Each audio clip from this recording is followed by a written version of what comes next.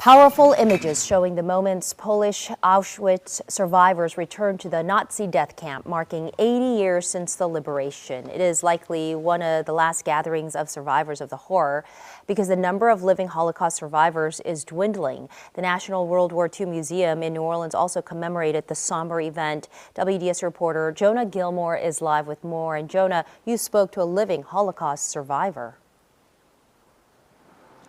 Yes, Ella, the Holocaust, as we know, was one of the deadliest attacks on human life. Tonight, we heard from a survivor who talked about why he doesn't hold a grudge, but also cannot forget.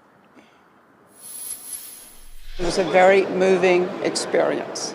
It's hard to wrap your mind around what happened there. To read about the Holocaust is one thing, but to listen to a first-hand account is rare.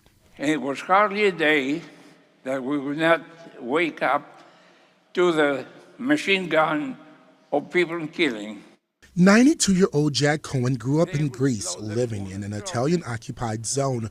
When the Germans began arresting Greek Jews, Cohen was about 9 years old and his family fled. We were hiding in the mountains, in a monastery, but we stayed together.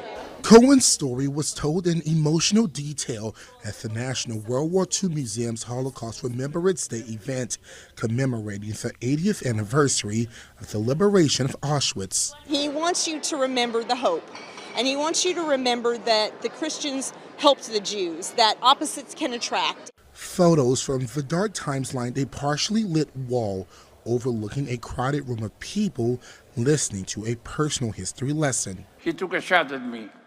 But thank God I have already taken the corner in the shot. I didn't get a shot. However, another child that was crossing the street at that time took the bullet that meant for me.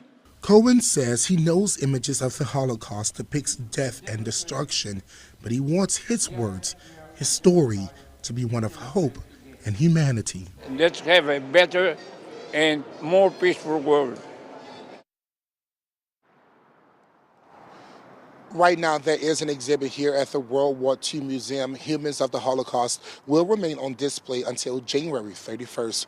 Reporting live in downtown New Orleans, Jonah Gilmore, WDS News. Jonah, thank you. More than 1.1 million people, mostly Jews, perished in gas chambers or from starvation, cold, and disease at Auschwitz between 1941 and 1945. Nazi Germany and its collaborators systematically murdered some 6 million Jews across German-occupied Europe.